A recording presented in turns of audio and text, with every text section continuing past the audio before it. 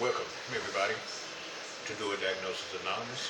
My name is Johnny, and I am Do a Diagnose, and I'll be facilitating this meeting. Can we please take a moment of silence, followed by the serenity prayer?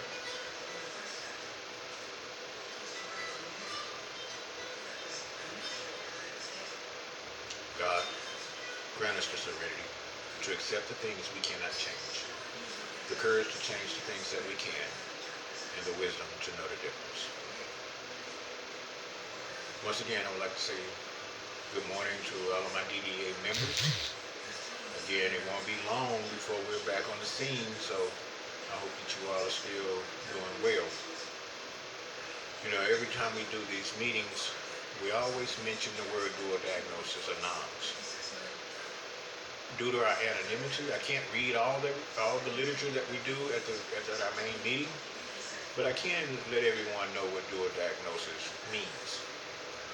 Dual diagnosis anonymous is a term used when a person has a mood disorder, such as depression or bipolar disorder, also known as manic depression, and a problem with alcohol or drugs.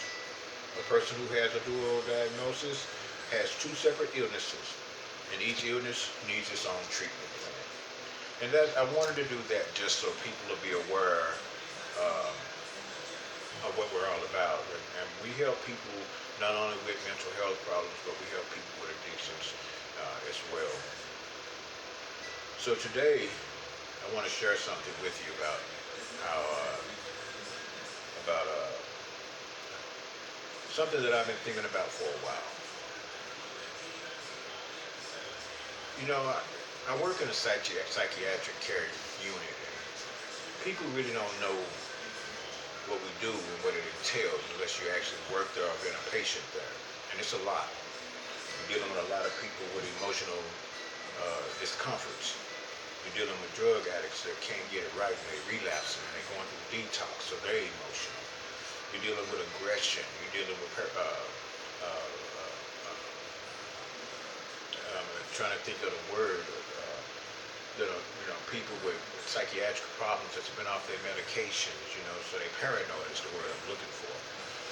And they think that you are somebody else and you're not, and then when you go to the elderly unit, you're dealing with people with Alzheimer's and dementia, who have bad attitudes and who will fight you. These old people don't know their strength because they're not in their right mind. But you have to be, as a person, you have to be compassionate and not be able to let it get to you, So whenever I get a chance to not be around people, I take advantage of that. I take advantage of it. During from Sunday on through Wednesday, I'm an extrovert. I have to deal with people. I have to help people. I have to be compassionate toward people because, see, one day I'm going to get old. And guess what? One day you're going to get old. So I'm trying to pay it forward now because I don't want nobody abusing me when I get old and I can't take care of myself like these elderly people. They be angry because they spend their whole life raising their kids, leaving them in an inheritance and doing all kind of things for them, and they're sacrificing their lives for them. And then when they get into age and they start losing their mind, they don't even come visit them. And we have to deal with that. That's just a food. That's right there. That's just some food for thought because every last one of us is going to be old one day. We don't know how we're going to turn out. We don't know how we're going to be. We don't know how we're going to end up. And I guarantee you, 9 times out of 10, we're going to get to a point where somebody's going to have to take care of us. So I will be paying attention to how I'm treating people now because that day is coming if we make it.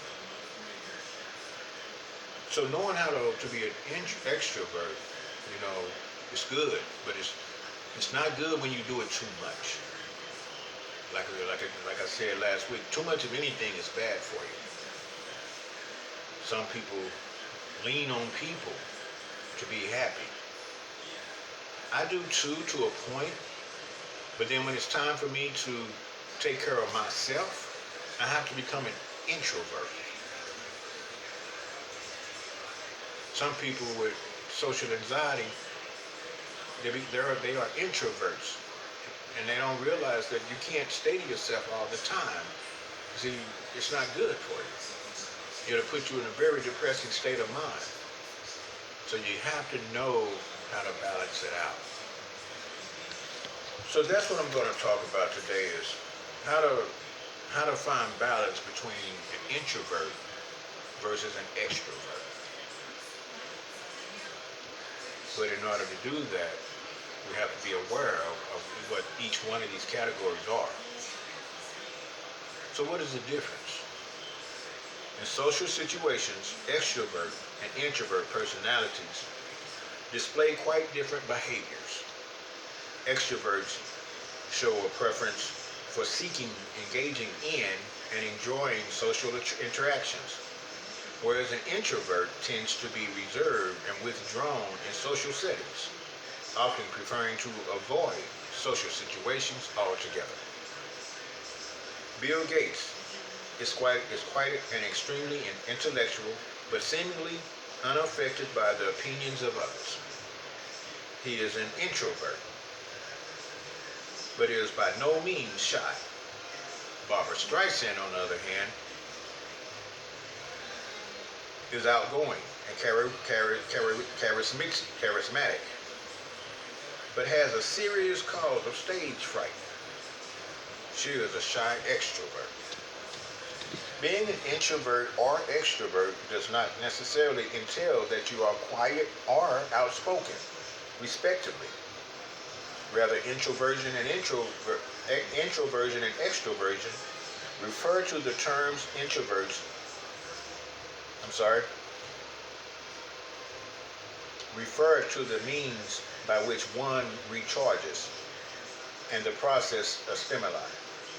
In the simplest terms, introverts gain energy through solitude, with extroverts gains energy by spending time with other people. Introverted adults are more prone to overstimulation in their daily lives. Overstimulation can come in forms of public speaking, large business meetings, or crowded parties. On the flip side, extroverts have a low threshold for excitability, so they can feel drained if they spend too much time alone. If you are an introvert, you probably relish the time spent alone after a busy day at work and thoughtful one-on-one conversations with a friend. You like having a small but close group of friends. You think things through before you think things through before you speak or produce your best work when separated from the distractions of other people. Nikola Tesla, a brilliant inventor, engineer, and introvert, explains, originality thrives in seclusion, free of outside influences, beating up us to cripple the creative mind. Be alone, that it is the secret of invention. Be alone, that is when ideas are born. If you are an extrovert, you find excitement in engaging in small talk with strangers and enjoy hopping from one circle of people to the next at a party or any engagement. Your social circle is extensive. You are quick to share your opinions and produce your best work when collaborating with others. One extrovert describes how she gains energy by interacting with other people. When I am among people, I make eye contact, smile, maybe chat if there is an opportunity, like being stuck in a long grocery store line. As an extrovert, that is a small ping of energy, a little positive moment in the day. All of this is not to say that introverts are antisocial or extroverts are incapable of being alone. Keep in mind that introversion and extroversion refer to how we tend to recharge our brains, whether our energy generally flows inward or outward. As the father of analytical psychology, Carl Jung, once said, there is much things as pure, introvert or extrovert. Such a person would be in a lunatic asylum. Here are 4 ways to help you to find balance between being an introvert and an extrovert. Number 1, sleep, studies, and social life. Pick two. A classic college dilemma remains true for all of adulthood, and especially in an introverted, extrovert life. If you try too hard to maintain your sleep, health, your career, and your social life all at the same time, you are going to burn out really fast. Try keeping two afloat at once and make sure your health is always a priority. Social life is never easy. Social life is never an easy issue for you to, so just try to give yourself a break every now and then. Number two, think of everything in medicine doses. This classic college dilemma, think of everything in medicine doses. Just like allowing yourself to sleep 8 hours a night, you should allow yourself certain doses of other aspects of your life. For instance, a dose of alone time every day, a dose of socializing once a week, a dose of artistic assignment, a dose of accomplishing minimal tasks, and etc. Giving yourself the idea of a dose encourages you to believe this is how you can keep yourself healthy and truly alive. Number three, do not forget your extroverted self. Once you know you are an introverted extrovert, you start to think that you need to spend lots of time alone. It is good to be alone occasionally to recharge, but you cannot forget to give yourself that dose of socializing with your amazing friends. You still have to love the energy of people and the funny stories they tell. So do not forget, you need to be outgoing occasionally. Number four, do not let your inner voice make you feel bad for being shy sometimes. If you're anything like me, I always have these great ideas in my head of how a person-to-person interaction could go, and then I'd usually chicken out and sink into myself, upset that my introverted tendencies took over my extroverted desires. Life is not perfect, and you are not ever going to be that perfect person you envision. Do not put such pressure on yourself and just be as confident as you can. You are not always going to win in the introverted, extrovert battle.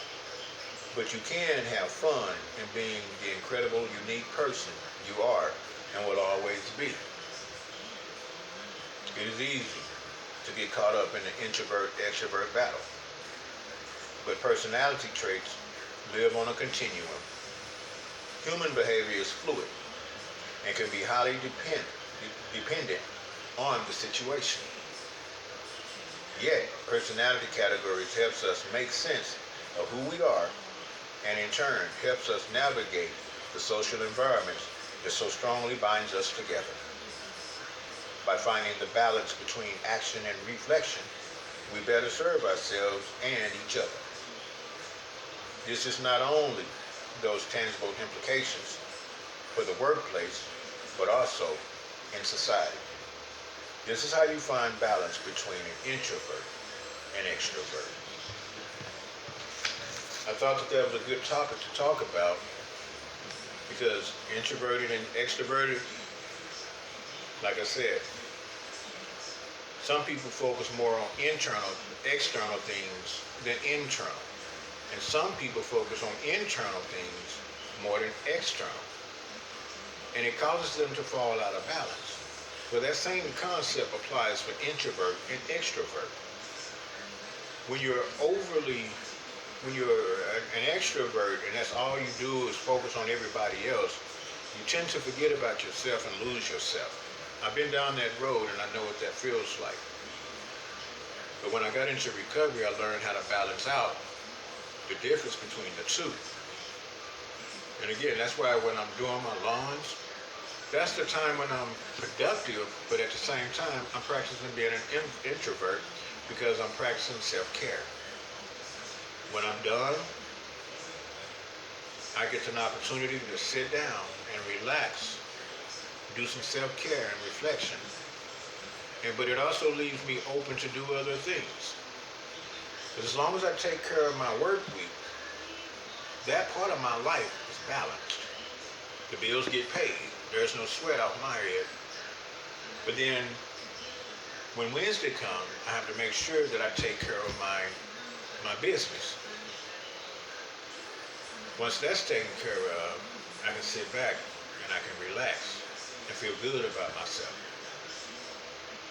I don't deal with people when I'm focusing on my business.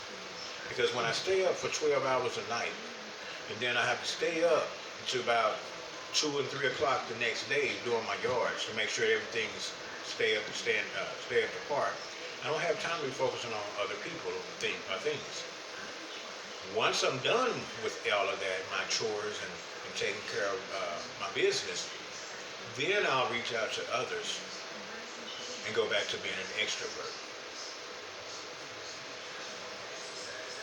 Because what I realize is when I'm being an introvert and I'm still trying to deal with other people and their issues, it throws me out of balance and I lose focus.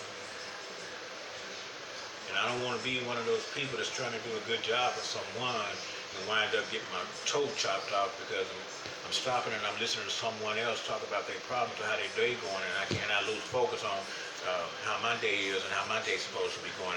And I'm trying to make sure I stay safe, because when you stay up as long as I be staying up, you have to practice safety. I can't practice safety being an extrovert. I can practice safety when I'm being an introvert, because that gives me time to focus on what I'm doing. And like I said, once I'm done, then I go back into being an extrovert. So you have to know how to balance these things out. And without that balance, you're going to do more of one than the other. And you're going to find yourself in a situation that you don't need to be in. Again, what are some things that you can do to balance out being an extrovert versus introvert? Sleep, studies, and social life. Make sure that you pick 2 of those things daily. Think of everything in medicine doses. Like, see, I spend time with people at work. I spend time with a little time with my family. I spend time doing my yards. I spend time at home taking care of me. Then I spend time doing support group meetings like I'm doing now. Balance everything out. Do not forget your extroverted self. I love being to myself, but I also know that I have to interact with other people so that all of my needs are met.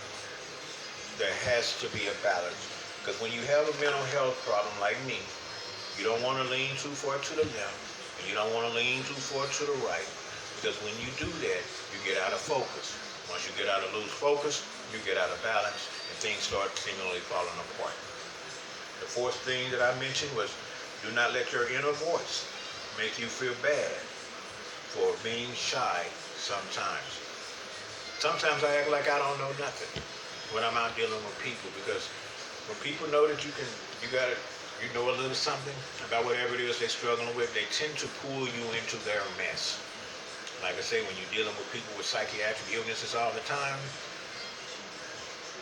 you really don't care about getting involved with outside people's issues, because all they're doing is talking about their problem, and then normally when you give them a solution to their problem, they're not trying to hear it anyway.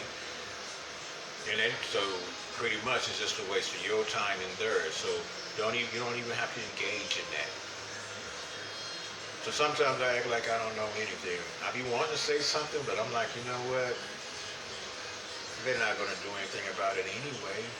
But misery loves company, and I don't like being in the company of misery. I've learned that too. So I hope that you got a little something out of this. Like I said, it's okay to be a little bit of both. You just have to find a balance. There's a time when I spend time with the grandkids. There's a time when I spend time in my social life, in my relationship.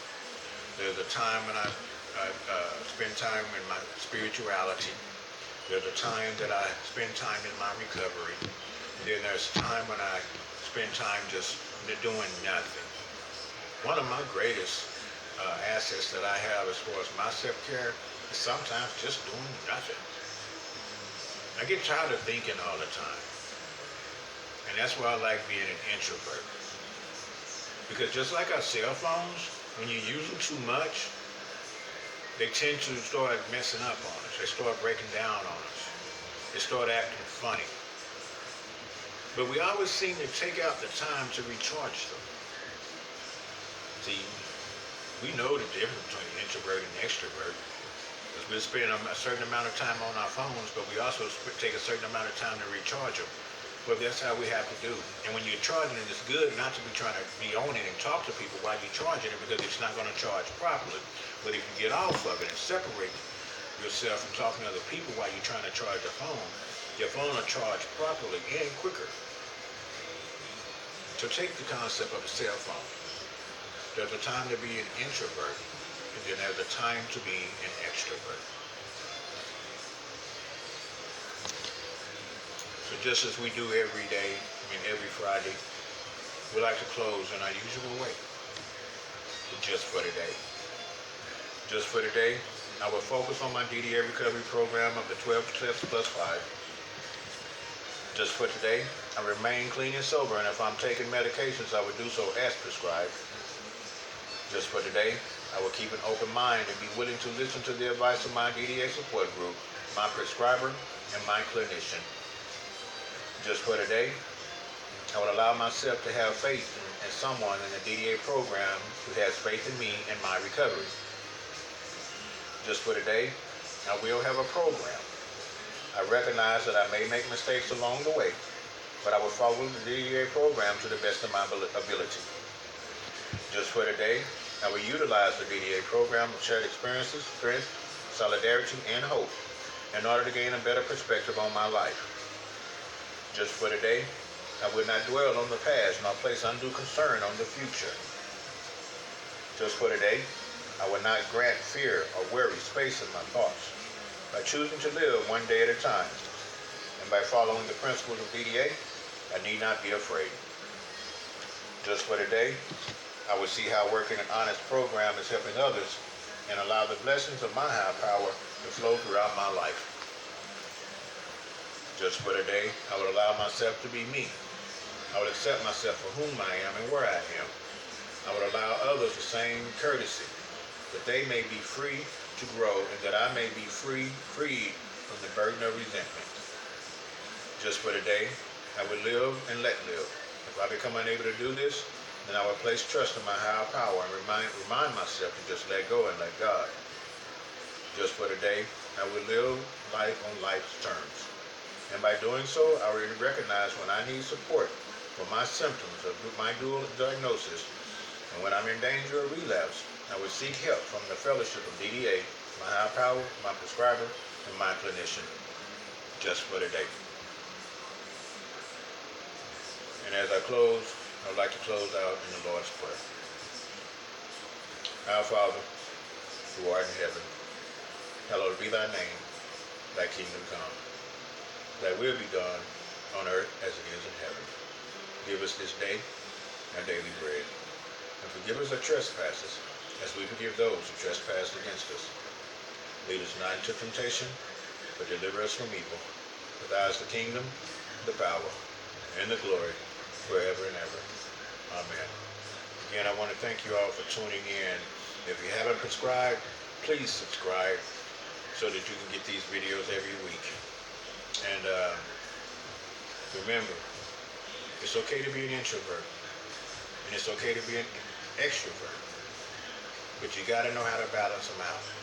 Once you find that balance, you'll know when to be what, when it's time to be whatever you need to be.